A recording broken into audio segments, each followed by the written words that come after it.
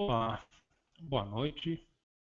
Vamos agora para mais um Hangout. Nesse encontro, vamos falar sobre um tema bastante eh, atual e, e também bastante carregado, né? Um termo bastante polêmico e às vezes eh, muito praticado ao longo da história. Então, nós vamos começar. Eu vou tirar o vídeo para minha voz não ficar quebrando. E vamos viajar juntos então com mais esse vídeo sobre perseguição e principalmente nós vamos abordar mais a perseguição religiosa, algo que ao meu ver não deveria ser praticado mais e ser lançado mão nos dias da pós-modernidade, né, da época da era da tecnologia, da ciência, né, de ensinos avançados e várias áreas da sociedade, vários segmentos da sociedade conseguiram um estágio de evolução. Então, realmente, uma prática que não vejo com bons olhos. Então, vamos aí.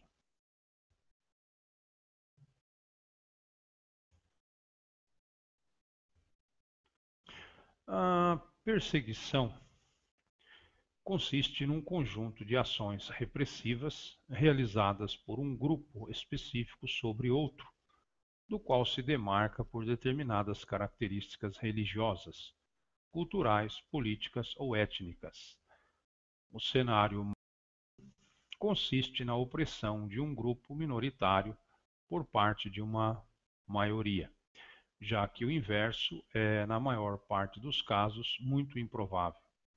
Alguns autores consideram o apartheid na África do Sul como uma exceção, ainda que rigorosamente o termo que melhor se aplique a esta realidade seja discriminação. A perseguição implica geralmente a proibição oficial de determinadas ideologias e ou crenças por parte da maioria, de modo a não permitir o desenvolvimento do grupo minoritário, que pode ser considerado perigoso, subversivo, violento ou capaz de obter poder, e assim ameaçar o status quo adquirido. Por vezes, elementos da maioria perseguidora, mesmo que não concordem pessoalmente com a perseguição, são alvo de represálias por parte da minoria, o que origina um círculo vicioso gerador de violência e serve como justificação para os atos persecutórios da maioria. Eu gostaria de praticamente tecer alguns comentários em relação à perseguição, principalmente no que tange e diz respeito à perseguição religiosa. Vamos então atravessarmos um pouco a fronteira do tempo e vamos falar um pouco a respeito de uma das primeiras perseguições. Depois outras foram remontando-se, remontadas umas às outras, e até que nós falaremos da nossa situação atual. Nós sabemos que no princípio do Império Romano, nós sabemos que haviam determinados cultos de adoração aos Césares, aos imperadores, e sabemos também que, como uma herança da civilização grega, os romanos também possuíam praticamente os seus deuses, né? Eles possuíam, por exemplo, os deuses que eram alvos de adoração e muitas vezes preconizados pelos imperadores romanos, que muitas vezes até se declaravam como Deus. A mesma coisa nós podemos observar na figura de Faraó do Egito, né? Que também existem argumentos que se consideravam tão absolutos, tão autoritários, que se consideravam deuses, né? Os faraós do Egito. Muito bem, e neste período do Império Romano, nós observamos que surgiu então o cristianismo neste ambiente praticamente hostil, em que se você não adorasse os deuses latinos e também a figura do imperador, obviamente você seria vítima ou alvo de perseguição. E nós sabemos que naquele momento várias personagens cristãs foram sacrificadas ou martirizadas de forma atroz, de forma violenta, né? E muitas vezes em arenas romanas, mulheres, crianças, velhos, homens lançados às feras, aos tigres, aos leões, né? Chicotados, açoitados em praças públicas, muitas vezes decapitados, outras vezes crucificados, e nós observamos aí realmente um terror por todos os lados na perseguição romana contra os que praticavam a fé cristã ou o cristianismo. E em contrapartida, nós observamos que o Império Romano praticamente era irredutível na opinião de se adorar qualquer outro deus ou deuses que não do seu panteão, que não da sua religiosidade. E nós observamos que esta perseguição perdurou por muitos anos, por um período bastante longo, e muitas vidas foram ceifadas ao bel prazer dos mandos e desmandos dos imperadores romanos. Inclusive, nós podemos observar que o próprio Salvador, o próprio Jesus, nosso Senhor Jesus Cristo, foi vítima também do Império Romano e praticamente da religião vigente, o judaísmo, né? Os sumos sacerdotes, os escribas, os fariseus, os anciãos do povo, né? E praticamente afinados com o Império Romano, acharam meios para crucificarem aquele que se dizia o Rei dos Judeus, nosso Senhor Jesus Cristo, que uma vez foi imolado e sacrificado também como um sacrifício vivo, como um cordeiro imaculado de Deus, que tira o pecado do mundo, mas também foi vítima da perseguição religiosa do Império Romano. Bom, depois nós temos aí uma continuação prolongada. Essa perseguição continua até a posse de Constantino, que determinou então a liberdade de culto, e que os cristãos poderiam ter a sua liberdade de culto e servir a Deus de forma livre. Então, os que eram perseguidores acabaram cedendo ao martiriológico dos cristãos proibindo esse tipo de atitude e daí por diante liberando que esses mesmos cristãos perseguidos pudessem ter a sua liberdade de culto. Então foi instituída por Constantino a Igreja Católica Apostólica Romana. Praticamente, até esse período, os cristãos eram focos de perseguições religiosas com um alto nível de violência, de homicídio, de mortes, né? De sacrifícios vivos por parte do Império Romano e os seus czares. Muito bem, a partir daí nós observamos então que foi instaurada e instituída a religião praticamente dita. E daí, a partir desse marco, os cristãos passaram a terem liberdades de culto, de adoração e de expressão a Deus dentro da doutrina do cristianismo. Bom, e nós temos então que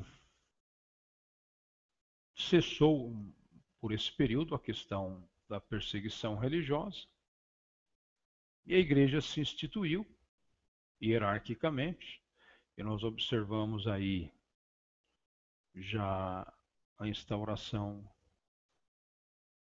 dos dogmas da doutrina vigente, dos concílios, né, os vários concílios já iniciando aí, para determinar as regras, os dogmas, os preceitos e as doutrinas desta igreja instituída. E nós observamos que o tempo decorreu e também na Idade Média, um período posterior à fundação da igreja, nós observamos de novamente aí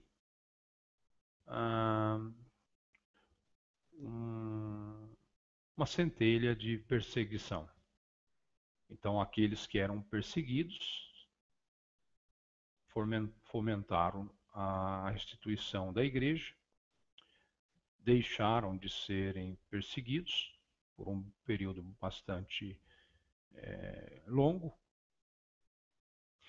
e os tais, após um período bastante longo, em cercanias da Idade Média, passam a perseguir pessoas que praticamente não adoravam, não serviam, ou até serviam e adoravam, mas nas suas maneiras, na sua forma de enxergar e de ler o mundo e a igreja. E essas pessoas passaram a serem perseguidas pela igreja já instaurada. Então nós temos o nome aí da Inquisição Católica, que passou a perseguir, já como igreja instituída, aqueles que não só não professavam a sua fé, mas cogitavam em professarem outras fés. Então nós começamos a observar a caça às bruxas e aos bruxos de uma forma bastante sanguinária, de uma forma bastante repressiva, de uma forma bastante opressiva,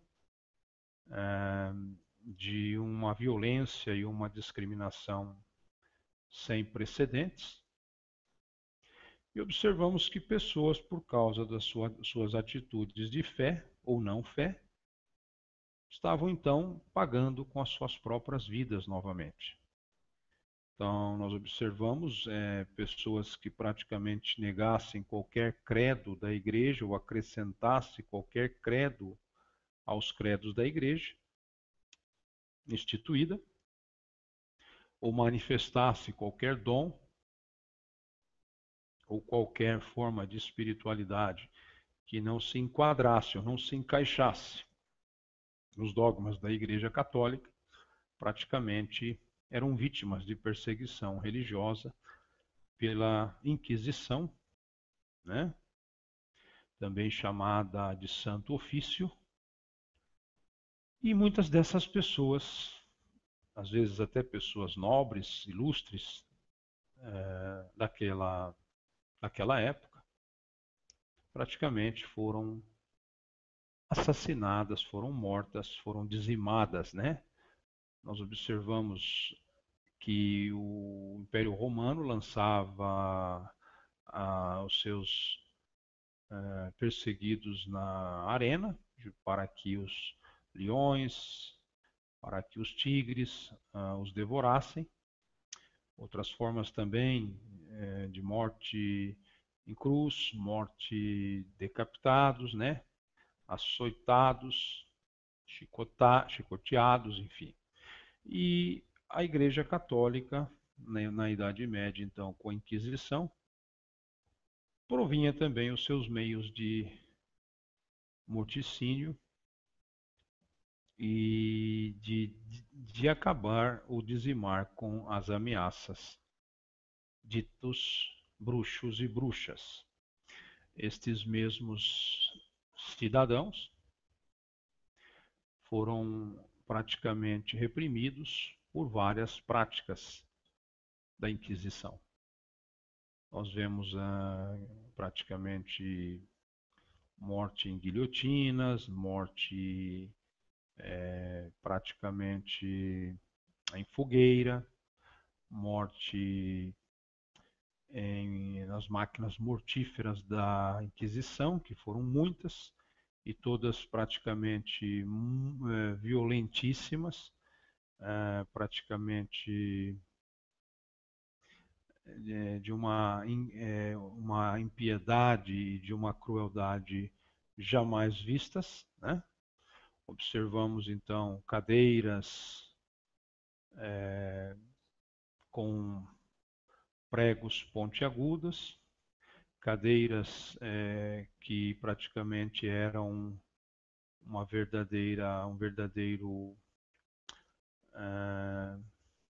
uma verdadeira combustão em fogo, né? Em que os seus ferros, os seus materiais praticamente eram aquecidos de forma tamanha que as pessoas eram praticamente queimadas nas suas carnes quando sentavam nessas cadeiras.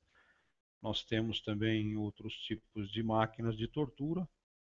Nós tivemos aí o touro incandescente, já foi usado uma determinada época no passado, né? Você poderia observar também as estacas que perfuravam o ânus dos perseguidos, dos martirizados. Nós temos, enfim, tantas outras máquinas mortíferas que praticamente causavam a morte desses condenados confessos, ou talvez obrigados a serem confessos pela própria Igreja Católica e seus líderes. E essas pessoas, mesmo confessas, eram postas sobre essas torturas físicas e espirituais e, consequentemente, não aguentando, morriam, entregavam seus corpos e suas almas. Tivemos vários casos, né? Principalmente Joana d'Arc, que foi praticamente condenada à fogueira como bruxa, e observamos também que, ao decorrer do tempo, os mesmos que praticamente condenaram Joana d'Arc à morte de fogueira, passado por um período, se arrependeram e observaram a inocência na pessoa de Joana d'Arc e a canonizaram. Hoje nós sabemos que Joana d'Arc pagou com a morte e é considerada hoje uma santa pela mesma igreja que a condenou à fogueira e a sacrificou viva. São incoerências que praticamente são incompatíveis. Nós que temos uma mente privilegiada, uma mente pensante, que somos racionais, que somos dotados de razão, realmente há atitudes que não conseguimos processar. mas enfim, que foram reais. Entre tantos outros que, por não negarem a sua fé ou não contradizerem as acusações, eram levadas adiante com o seu processo do Santo Ofício da Inquisição e pagavam com suas vidas de diferentes formas de máquinas mortíferas ou punições. Famílias e famílias, seus chefes foram dizimados, mulheres e crianças ficaram órfãos e viúvas, e as pessoas eram arrancadas dos seios de seus familiares de uma forma abrupta, na presença de crianças, de adultos, de idosos, de uma forma bastante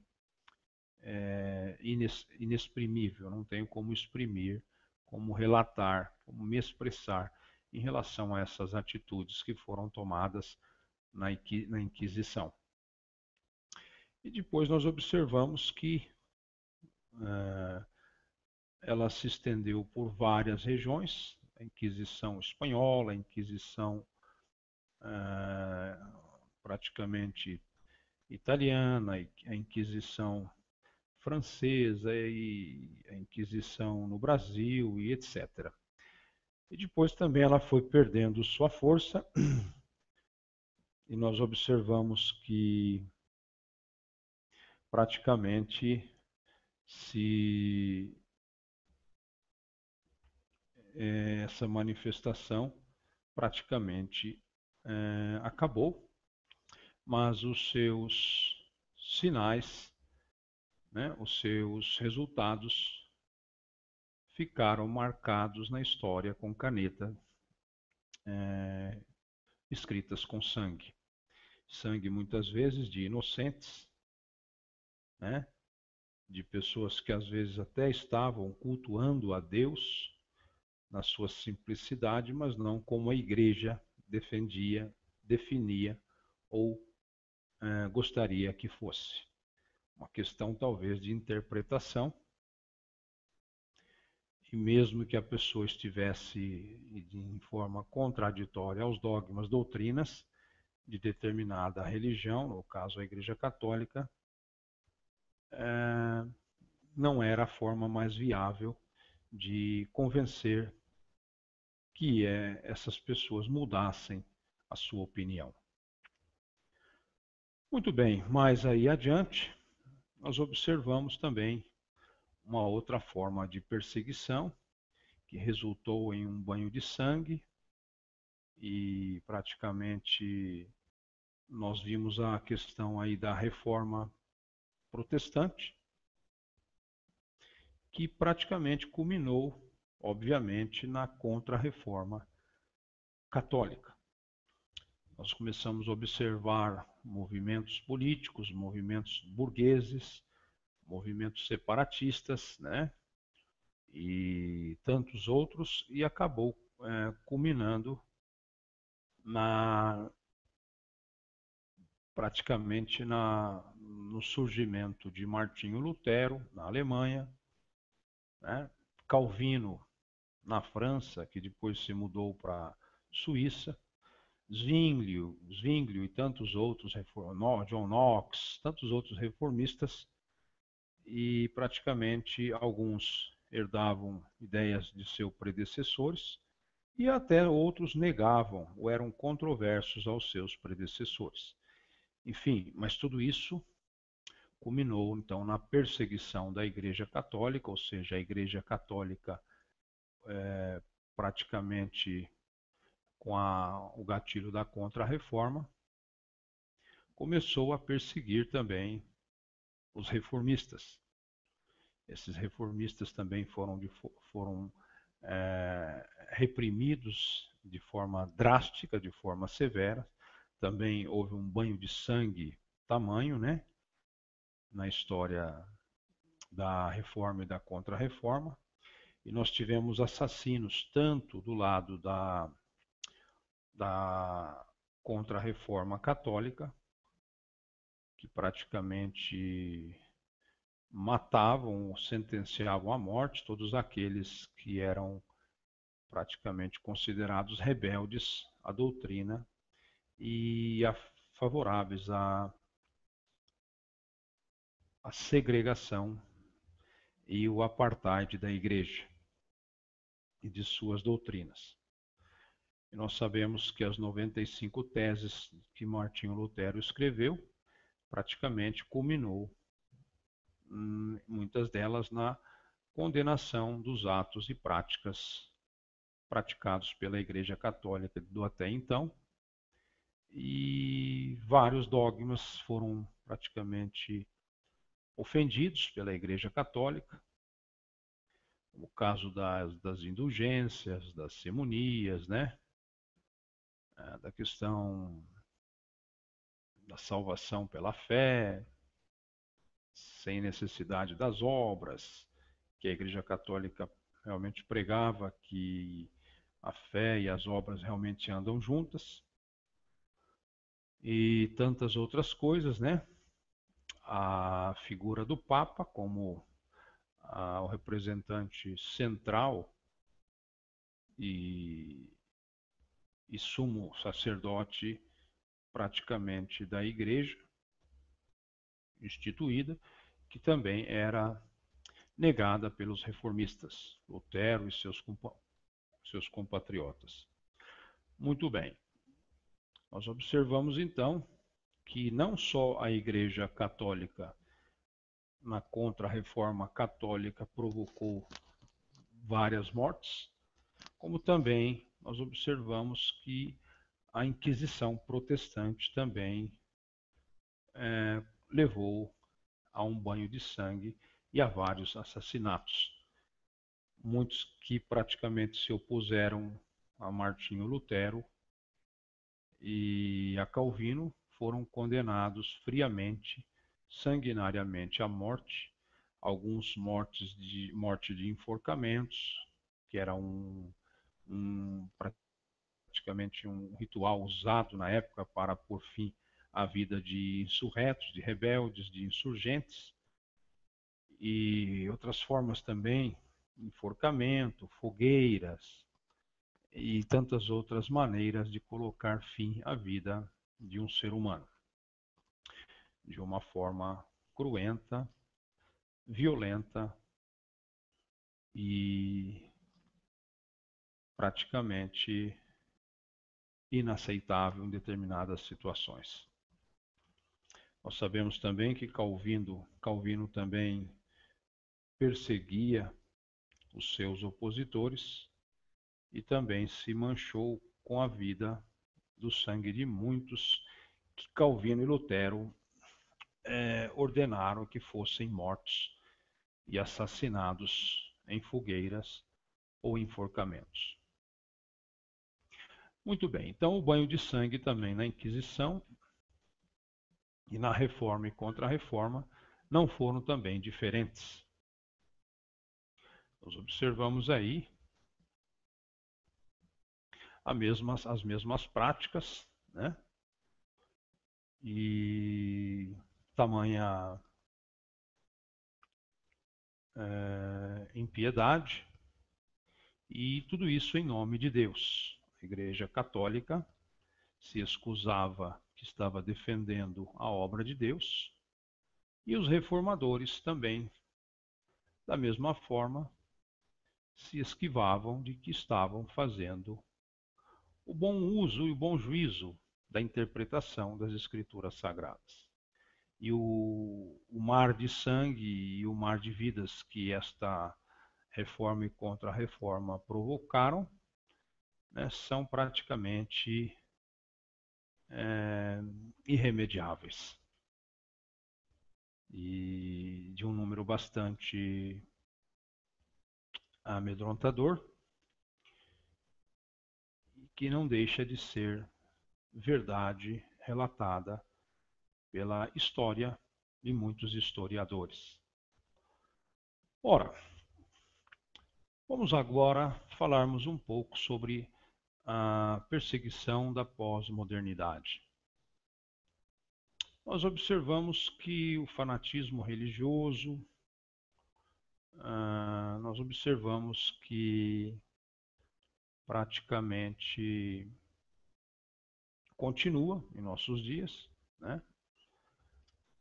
A prática praticamente não é a mesma, porque nós sabemos que estamos em um momento entre aspas, de civilidade e evolução, né? Então nós observamos que se você hoje fazer parte de uma determinada instituição religiosa, nós observamos que se você caminhar junto, afinado às suas doutrinas e preceitos fundamentais, obviamente você não terá nenhum tipo de prejuízo. Mas a partir do momento em que houver uma divergência, seja ela mínima, em relação aos dogmas e doutrinas e preceitos de uma determinada religião, obviamente você provocará sobre si uma perseguição de forma a relativa civilidade em que nós vivemos. O fanatismo religioso, o fundamentalismo religioso, né? Praticamente dotado de uma fé cega, em que praticamente se obedece cegamente às doutrinas, dogmas e preceitos de determinadas instituições religiosas e de seus líderes ou fundadores, que é algo assim impressionante e algo praticamente, às vezes, inadmissível, mas a realidade está aí.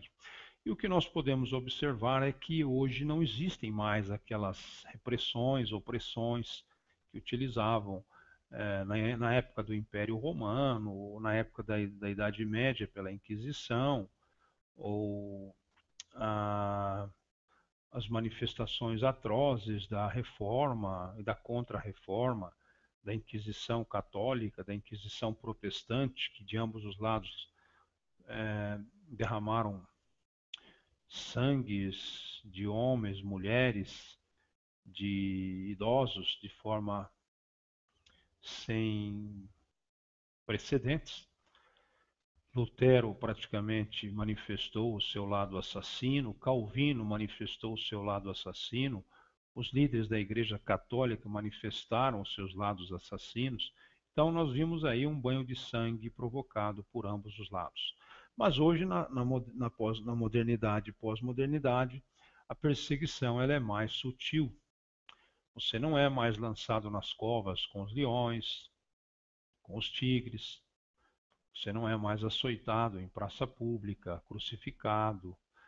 Não é mais como na Inquisição ou na época da caça às bruxas ou da Reforma Protestante ou da Contra-Reforma da Igreja Católica, em que punha as pessoas praticamente expostas como até uma forma de exemplo para que outras não viessem a praticar os mesmos delitos, as mesmas insurreições, e essas pessoas eram praticamente mortas de forma violentíssimas, né, de forma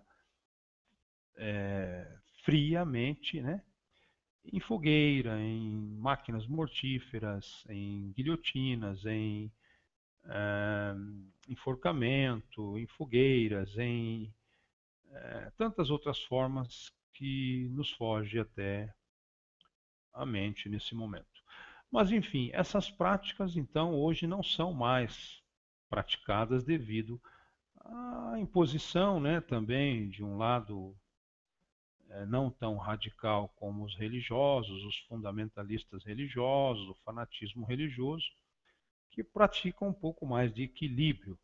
Então nós temos hoje a ONU, nós temos os direitos humanos, nós temos a liberdade de expressão, nós temos a liberdade de religião, nós temos a tolerância religiosa, se por um lado nós também ainda temos a intolerância religiosa. Mas então, vocês me perguntariam qual é a forma que se utilizam hoje para oprimir, reprimir a, a insurreição ou qualquer tipo de agravo contra dogmas religiosos, doutrinas, preceitos, líderes religiosos, ideologias religiosas. Bem, a perseguição então hoje é mais sutil, mas ela existe. Você, a partir do momento que adere a uma destas denominações, dessas religiões, e se percebe em algum momento ou outro que você não concorda 100% com essas doutrinas, com essas religiões, com esses dogmas, com esses mandamentos ou com esses preceitos, muitas vezes até contrários às verdades escriturísticas, né, encontradas e contidas na Bíblia Sagrada, mas por causa da visão e da interpretação particular de seus líderes ou fundadores, nós observamos que não há uma forma de se acordar e, obviamente, a retaliação, a perseguição se instaurará. E como são, então, os moldes destas perseguições hoje na modernidade e na pós-modernidade? É uma outra forma que se manifesta a perseguição. Você não observa essa perseguição praticamente a olho nu, é algo camuflado, é algo escuso, mas ela existe. Então, você é tido como uma pessoa não benquista, você começa a ser alvo de retaliações eclesiásticas, de lideranças, cujas lideranças também com poder de persuasão nas suas greis, colocam todas as opiniões de suas greis contra o dito tal insurgente, até que se prove o contrário, o rebelde, né? Até que se prove o contrário. E nós sabemos até que muitos desses que são considerados rebeldes ou insurgentes, biblicamente, na visão bíblica, às vezes portam até a razão, mas devido ao fanatismo religioso e ao fundamentalismo religioso, essas pessoas são perseguidas. Muito bem, você não consegue um cargo ministerial nessa determinada instituição religiosa, você não consegue crescer espiritualmente, não lhe te é dado espaço, pelo contrário, você é tolhido de todas as práticas de cultos, práticas de ritual, práticas ritualísticas, você é tolhido, você é impedido de exercer qualquer função eclesiástica ou ministerial dentro dessas instituições. Você não tem liberdade de expressão e você começa a ser praticamente tido como uma ovelha negra. E começam então, de uma forma coercitiva, uma forma realmente de opressão e de repressão, a manchar a sua reputação, uma vez que você está indo de encontro às normas determinadas pelos fundadores e líderes dessas denominações. Uma outra forma de perseguição é você não conseguir, por exemplo, criar raízes dentro da igreja, nem nos limites praticamente periféricos a essas instituições. Eu falo também por causa da do pluralismo religioso que nós nos encontramos hoje, e essas pessoas possuem força política, uma vez que as igrejas hoje são grandes redutos eleitorais e possuem pessoas de todos os segmentos da sociedade.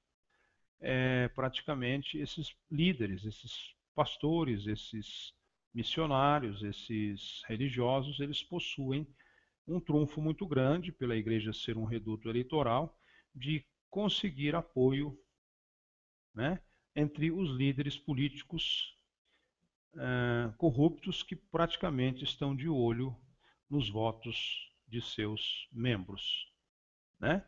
E praticamente possuem todo o apoio os pastores, por terem esse grande trunfo do reduto eleitoral dos votos dos seus membros em suas igrejas, que muitas das vezes são em número bastante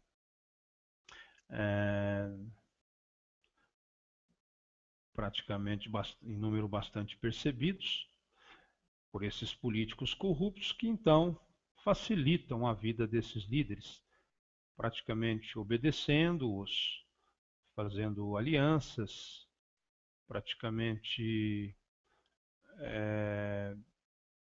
permitindo que essas pessoas tenham terrenos doados pelo Estado, pelo município, para edificar as suas igrejas, doando instrumentos musicais, doando programas de rádios, programas de televisão, né, programas televisivos, propiciando cargos e empregos públicos para esses membros, para esses súditos desses líderes, em instituições praticamente municipais, sem muitas vezes concorrência pública ou sem licitação pública, doam cestas básicas como assistência social com dinheiro público, enfim, e existe então aí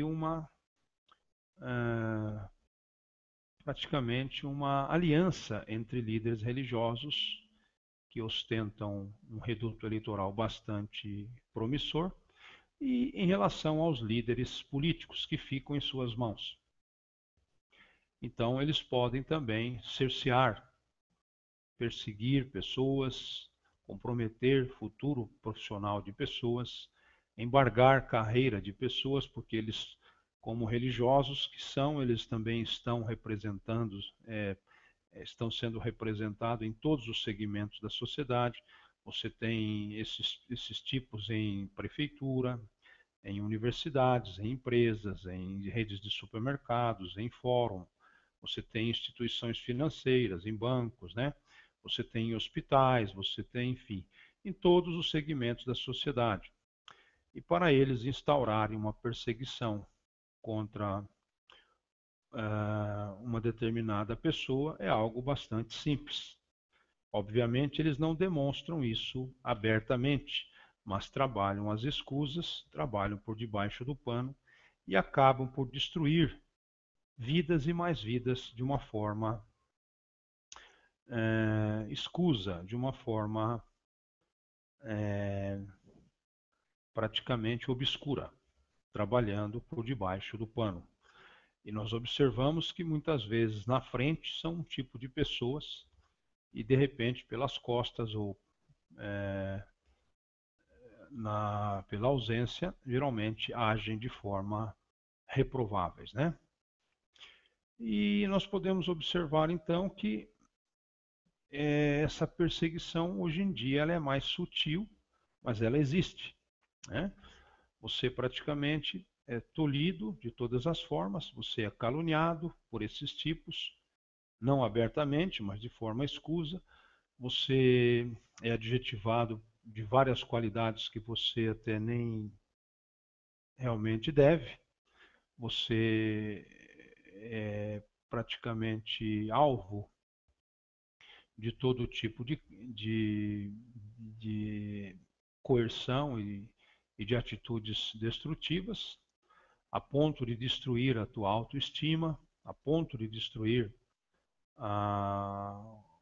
os seus planos, e acabam fechando o cerco político e religiosamente contra essas pessoas que se dizem rebeldes ou insurgentes aos determinados dogmas e doutrinas e preceitos e mandamentos vigentes.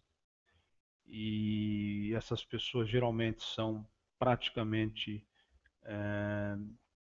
destruídas, né? São pessoas que são dissociadas destas instituições, como ovelhas negras, são pessoas malditas por essas instituições, como fora na época que a Igreja Católica dava a excomunhão para os blasfemos ou sacrílegos. Então Então nós temos a mesma forma. Hoje, então, a perseguição ela não é mais física, praticamente física, né?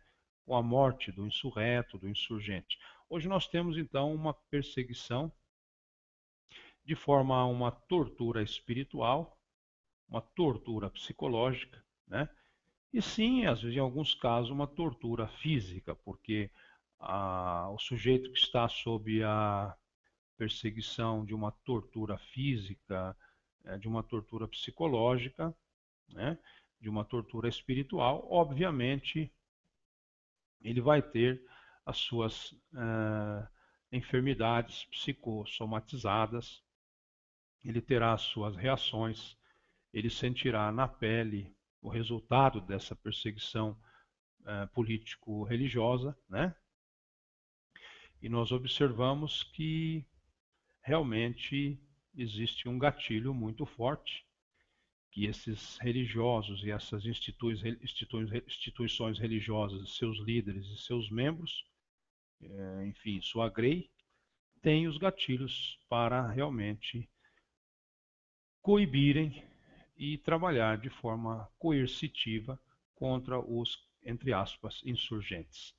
Agora resta saber se esses insurgentes estão praticamente defendendo o Evangelho, defendendo a Bíblia, defendendo realmente a, a Bíblia na sua forma literal, ou realmente eles estão sendo transgressores, uma vez que não se tem poder de liberdade de expressão em um meio tão fundamentalista e tão carregado de fanatismo religioso. A fé é cega, né? E a obediência ao líder religioso também é cega.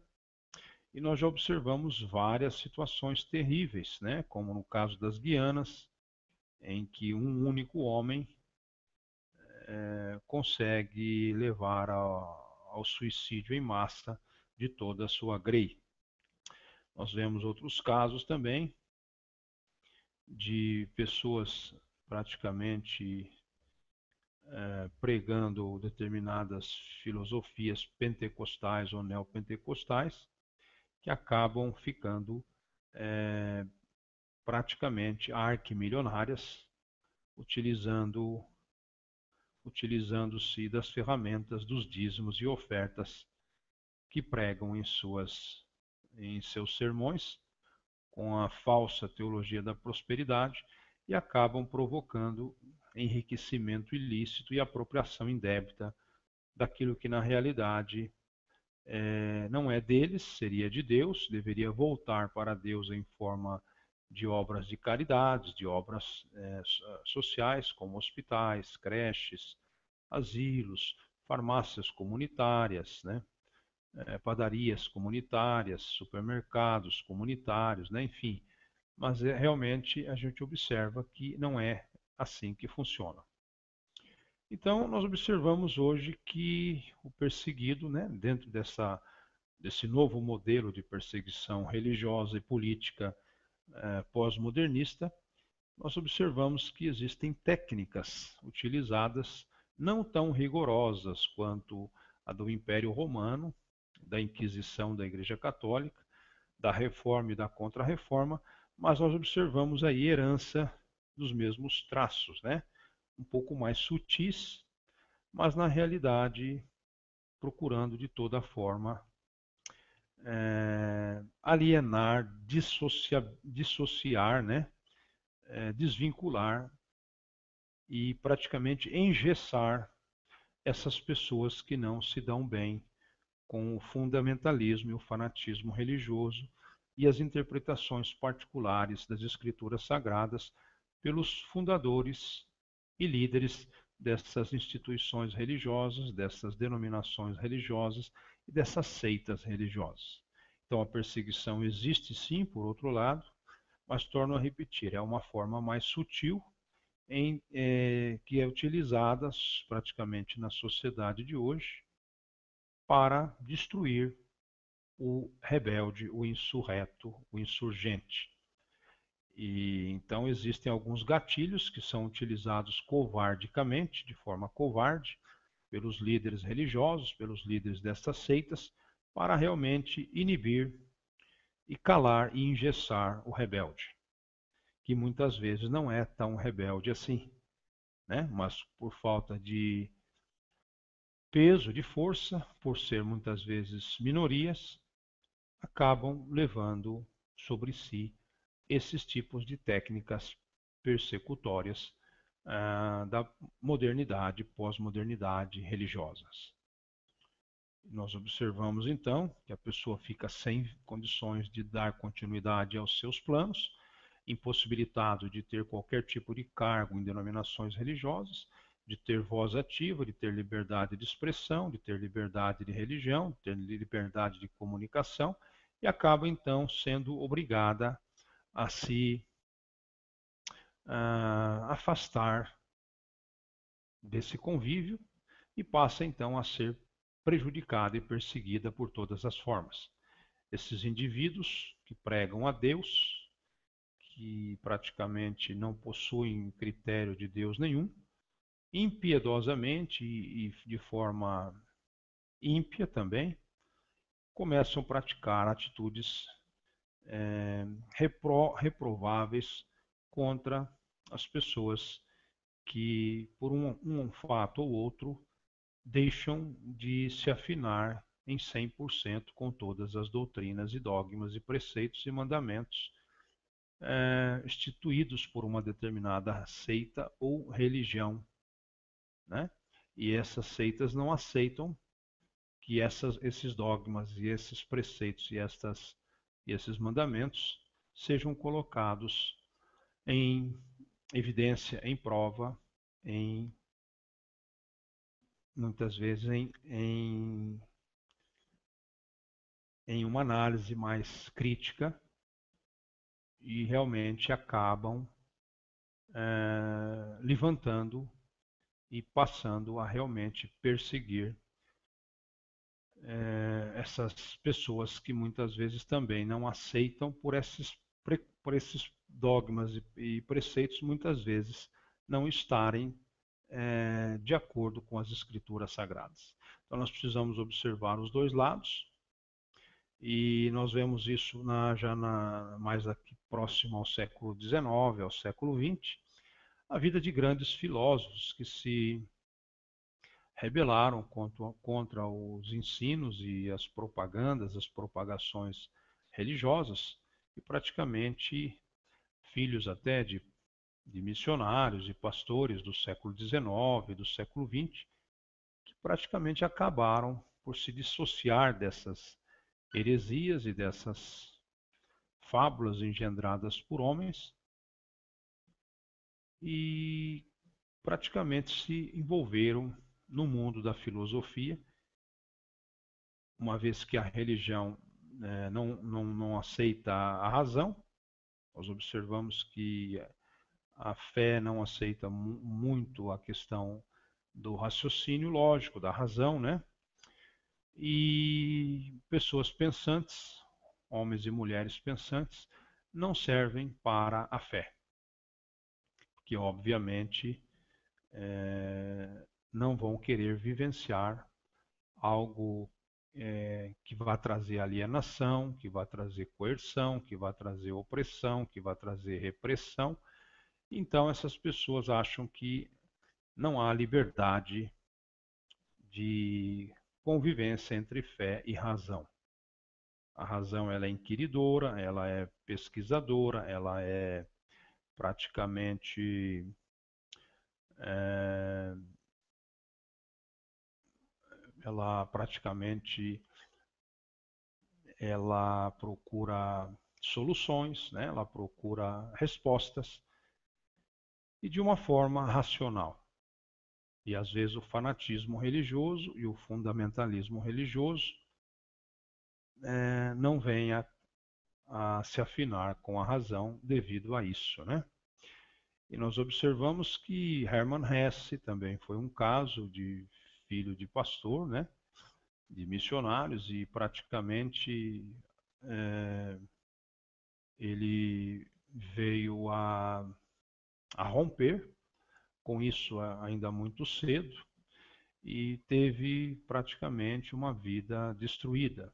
E ficou à beira da mendicância, todas as portas se fecharam, devido talvez até à atuação de perseguições escusas, covárdigas, fraudulentas, uma forma de coibir, uma forma de coagir, uma forma coercitiva, uma forma de reprimir esses indivíduos, e mais tarde veio se tornar um dos maiores escritores do século XX.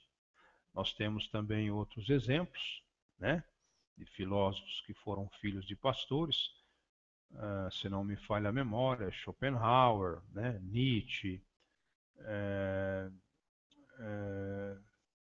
e tantos outros que agora não me lembro, mas tomaram outro caminho por não encontrarem praticamente liberdade de expressão, de raciocínio e na categoria de denominações e instituições religiosas e seitas. Então existe sim a perseguição, não tão atroz como a perseguição do Império Romano, e torno a dizer, da Inquisição, da Reforma e Contra-Reforma, mas uma perseguição política religiosa mais sutil, em que praticamente vai privar os insurretos e os insurgentes e os rebeldes de praticamente terem uma vida dentro dos padrões normais, ok? E nós observamos que, se a gente apurar, tivermos depoimentos, nós vamos observar que realmente casos mais graves, casos mais agravantes, praticamente se tornam foco e passam a ser vítima do sistema político-religioso, que hoje anda de mãos dadas, né? E nós observamos também que, uma vez a Igreja Católica já experimentou a fusão com o poder político e se deu mal, e hoje os padres recusam. A Igreja Católica recusa o padre que quiser se lançar na política continuar servindo a batina. Ou ele deve escolher a política ou a batina, mas os dois não. E nós observamos que os protestantes e os evangélicos estão passando novamente, repetindo a história e se aliando novamente com partidos políticos, com políticos, uma vez que já tivemos exemplos disso na Igreja Católica e em relação à política, e não deu certo. E, obviamente, entre os evangélicos e os protestantes também não darão certo, como não está dando certo. Religião e política é algo como água e óleo, não se misturam, por uma praticamente ser demagógica, ser retórica, ser falaciosa, maliciosa, e a religião deveria ser exatamente o oposto de tudo isso. Manter-se firme na fé, nos dogmas da Bíblia, ser verdadeira, original, não corrupta, não fraudulenta, não falaciosa, não enganosa, e se uma vez der a mão à política, provavelmente terá que se ceder a todas essas qualidades políticas. Então a igreja também estaria se corrompendo, perdendo praticamente a sua luz e o seu brilho, né? E praticamente se dando a toda forma de torpeza, malícia e falácia nos nossos tempos.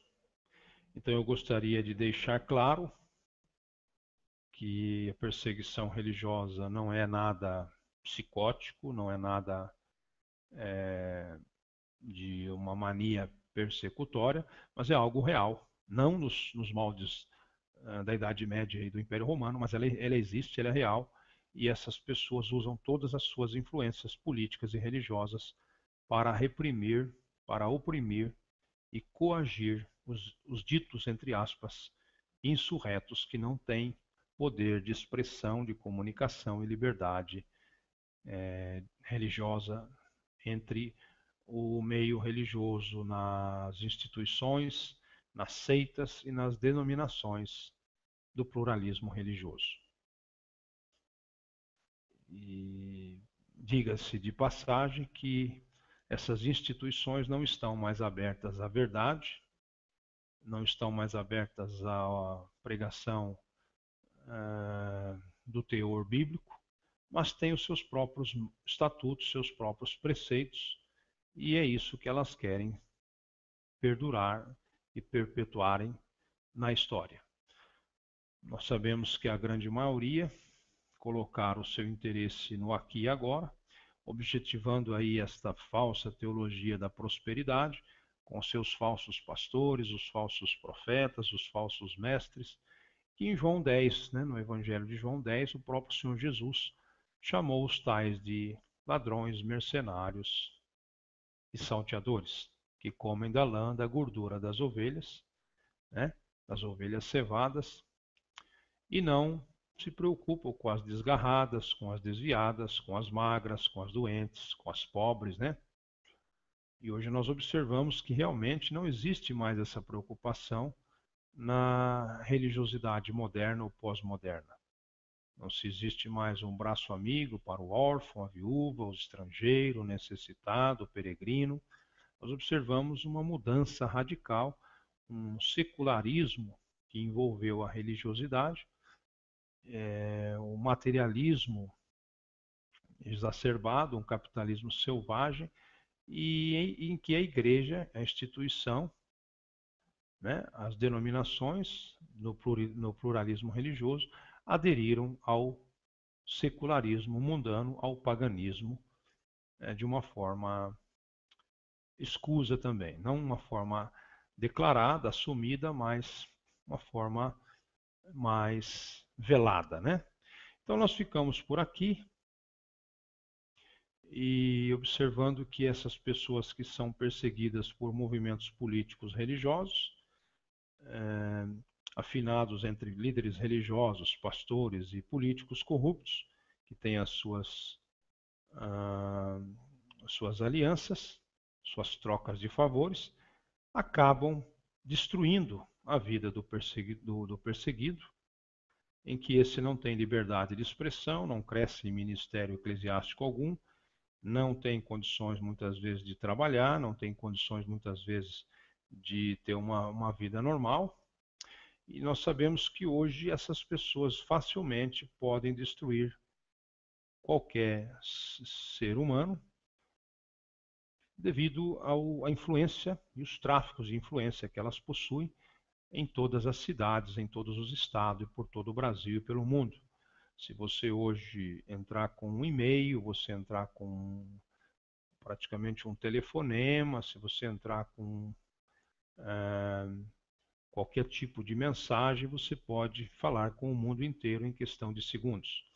E essas pessoas que são objeto de perseguição acabam sendo destruídas não somente na sua região eclesiástica e política, mas praticamente quase por toda a parte, devido à facilidade dos instrumentos de comunicação que esses líderes religiosos podem utilizar, Eles podem fazer por cartas, fazer por e-mail, fazer por fax, fazer por telefones, E acabarem com a vida dos que tentaram abrir o olho e de muitas pessoas e se passou por insurgente, insurreto e rebelde aos olhos do fanatismo religioso e do fundamentalismo religioso. Então eu gostaria que nós estivéssemos encerrando por aqui e até um próximo hangout, se assim Deus nos permitir. E fica aí o meu recado, para aqueles que trabalham por debaixo do pano, para aqueles que trabalham de forma escusas, de formas obscuras, trabalham pelas costas, muitas vezes defendem a mentira, o engano, dogmas, doutrinas, preceitos, como disse Jesus. Esse povo me louva com a boca, mas o coração está longe de mim, e me adoram com preceitos e mandamentos que são ensinamentos de homens. O apóstolo Paulo também nos disse ainda que desça um anjo do céu e pregue um evangelho que não seja o de Jesus Cristo, seja anátema. E não é de se admirar que Satanás se transforme em anjo de luz e ministro do evangelho. Então nós estamos aí praticamente numa pós-modernidade em que a perseguição se instaura de uma outra forma, mas ela se instaura. Ela é verídica, ela é algo que acontece, muitas vezes não de forma aberta, mas de forma obscura, de forma covarde, de forma a trabalhar pelas costas, com o intuito de destruir, entre aspas, os que falam a verdade, os que tentam abrir os olhos das pessoas em relação à verdade, o que está sendo praticado por aí. Então nós temos que observar, né, que essa falsa teologia da prosperidade realmente não tem nada a ver com a espiritualidade cristã, com o Evangelho de Jesus Cristo, com a Bíblia Sagrada, mas é o poder, a glória, a fama e dinheiro aqui e agora. E nós observamos que o enriquecimento praticamente é adquirido somente entre os líderes, né, os mais proeminentes, e o resto da grei praticamente não usufrui. E nem os necessitados também não veem o retorno do dízimo e ofertas, que realmente deveriam voltar a serviço de Deus, para os órfãos, viúvas, pobres, necessitados, estrangeiros, assistências sociais de várias as formas, e nós não vemos isso. Acaba praticamente surtindo então essas operações do erro, da mentira, do engano, essas falsas doutrinas, esses falsos ensinamentos cristãos, essa adulteração e essa praticamente prostituição da Bíblia Sagrada, nós observamos a troca e inversão de valores e acabando dando no que está dando aí, né? Nós estamos observando uma verdadeira aberração, um verdadeiro covil de salteadores, uma verdadeira máfia organizada, não sabemos mais se é cristianismo, se é religião ou se é uma organização criminosa. E eu gostaria de deixar também um espaço para que onde estão as autoridades sérias desse país? Né? Onde estão as autoridades sérias desse país? Que nós poderíamos contar, nós poderíamos termos uma centelha de esperança e expectativa de uma mudança para melhor, de uma corregedoria, de algo que venha inibir e punir todos esses atos antibíblicos, anticristãos, anti-espirituais que nós estamos vendo hoje praticados por seitas, denominações religiosas, instituições religiosas, em que se você se manifestar contrário, você se torna objeto de perseguição política e religiosa. Né? Não nos moldes antigos, mas nos moldes da pós-modernidade, algo mais sutil, algo mais escuso, mais escondido, mas que realmente existe. Então eu gostaria de encerrar por aqui e até um próximo hangout, se Deus nos permitir. Uma boa noite.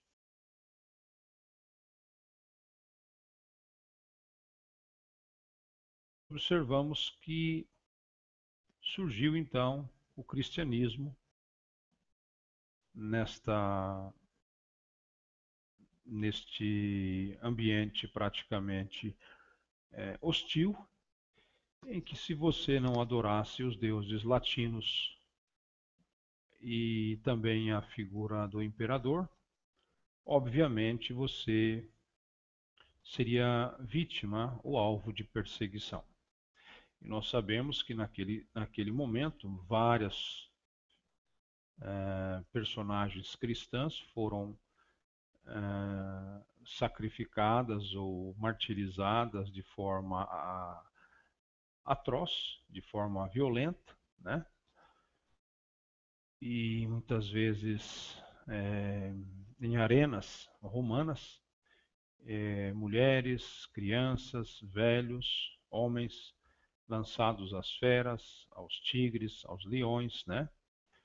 Ah, chicotados, açoitados em praças públicas, muitas vezes decapitados, outras vezes crucificados, e nós observamos aí realmente um terror por todos os lados na perseguição romana contra os que praticavam a fé cristã ou o cristianismo. E em contrapartida, nós observamos que o Império Romano praticamente era irredutível na opinião de se adorar qualquer outro Deus ou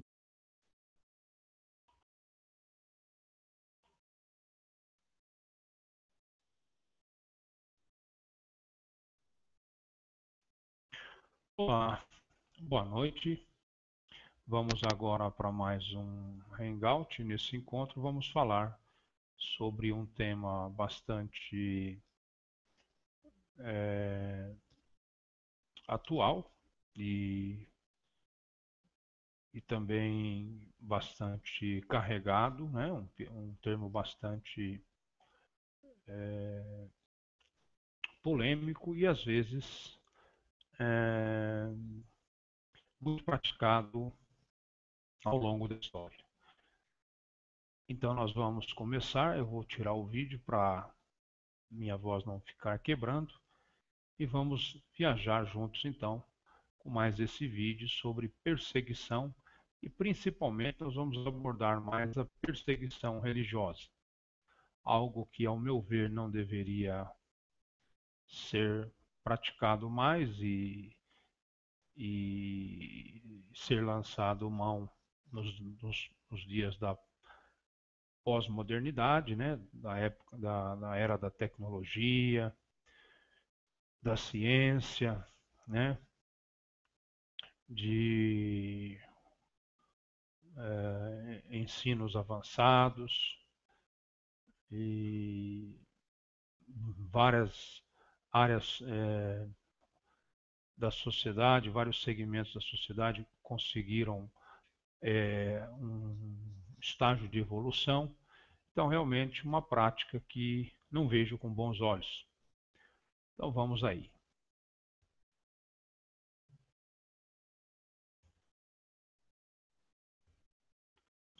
A perseguição consiste num conjunto de ações repressivas realizadas por um grupo específico sobre outro, do qual se demarca por determinadas características religiosas, culturais, políticas ou étnicas.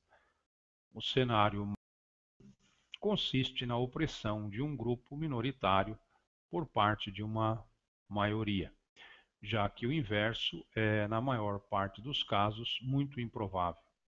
Alguns autores consideram o apartheid na África do Sul como uma exceção, ainda que rigorosamente o termo que melhor se aplique a esta realidade seja discriminação.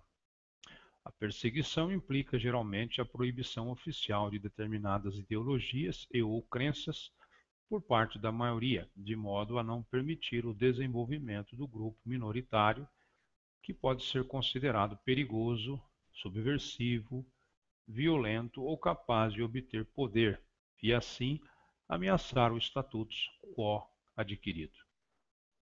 Por vezes, elementos da maioria perseguidora, mesmo que não concordem pessoalmente com a perseguição, são alvo de represálias por parte da minoria, o que origina um círculo vicioso gerador de violência e serve como justificação para os atos persecutórios da maioria. Eu gostaria de praticamente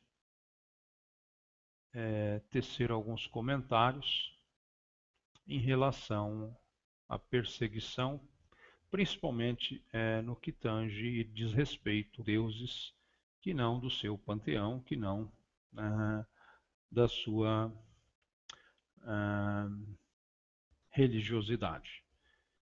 E nós observamos que esta perseguição perdurou por muitos anos, por um período bastante longo, e muitas vidas foram ceifadas ao bel prazer dos mandos e desmandos dos imperadores romanos. Inclusive, nós podemos observar que o próprio Salvador, o próprio Jesus, nosso Senhor Jesus Cristo, foi vítima também do Império Romano e praticamente da religião vigente, o judaísmo, né? Os sumos sacerdotes, os escribas, os fariseus, os anciãos do povo, né? E praticamente afinados com o Império Romano, acharam meios para crucificarem aquele que se dizia o Rei dos Judeus, nosso Senhor Jesus Cristo, que uma vez foi imolado e sacrificado também como um sacrifício vivo, como um cordeiro imaculado de Deus, que tira o pecado do mundo, mas também foi vítima da perseguição religiosa do Império Romano. Bom, depois nós temos aí uma continuação prolongada. Essa perseguição continua até a perseguição religiosa. Vamos então atravessarmos um pouco a fronteira do tempo e vamos falar um pouco a respeito de uma das primeiras perseguições. Depois outras foram remontadas umas às outras, e até que nós falaremos da nossa situação atual. Nós sabemos que no princípio do Império Romano, nós sabemos que haviam determinados cultos de adoração aos Césares, aos imperadores, e sabemos também que, como uma herança da civilização grega, os romanos também possuíam praticamente os seus deuses, né? Eles possuíam, por exemplo, os deuses que eram alvos de adoração e muitas vezes preconizados pelos imperadores romanos, que muitas vezes até se declaravam como Deus. A mesma coisa nós podemos observar na figura de Faraó do Egito, né? Que também existem argumentos que se consideravam tão absolutos, tão autoritários, que se consideravam deuses, né? Os faraós do Egito. Muito bem, e neste período do Império Romano,